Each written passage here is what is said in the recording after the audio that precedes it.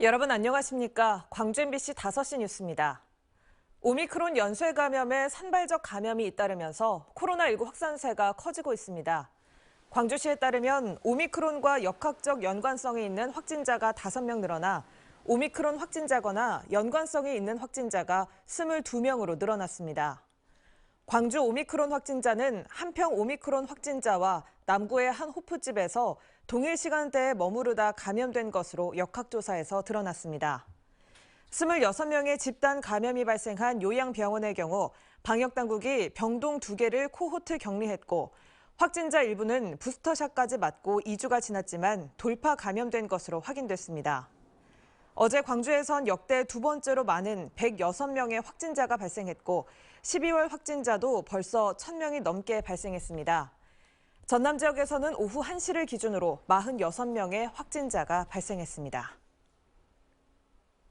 5.18 왜곡처벌법 시행 11개월 만에 첫 처벌 대상자가 나올 것으로 예상됩니다.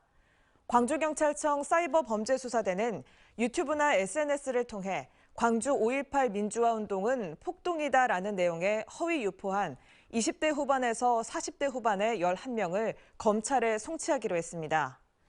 경찰은 광주시가 수사 의뢰한 26건의 게시물 가운데 피해자가 특정되거나 허위 사실인 것을 우선 송치하고 나머지는 추가로 수사를 하고 있습니다.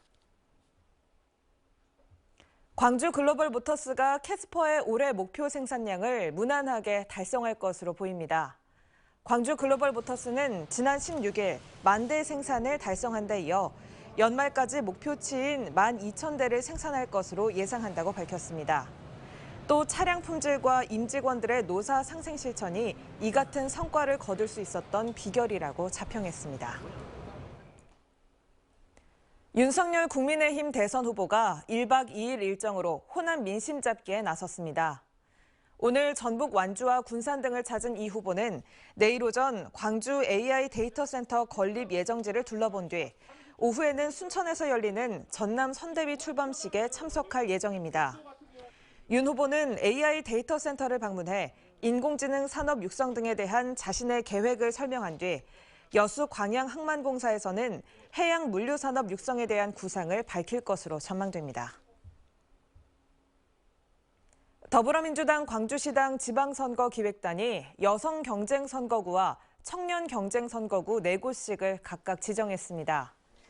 민주당 지방선거기획단의 결정에 따르면 여성경쟁선거구는 동구 제2, 서구 제2, 북구 제6, 광산구 제1 선거구이고 청년경쟁선거구는 서구 제3, 북구 제2, 북구 제5, 광산구 제4 선거구입니다.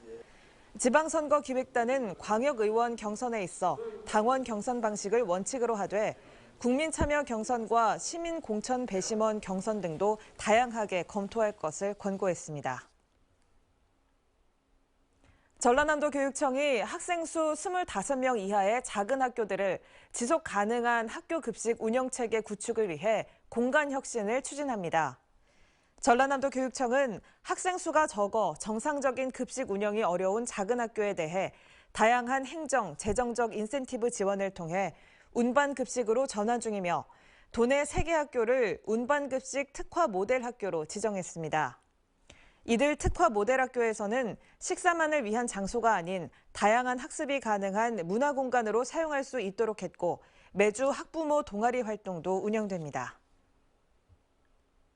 전라남도는 농가의 경제적 부담 경감과 안정적 영농활동 보장을 위해 내년부터 농작물 재해보험료 농가 부담 비율을 20%에서 10%로 인하합니다.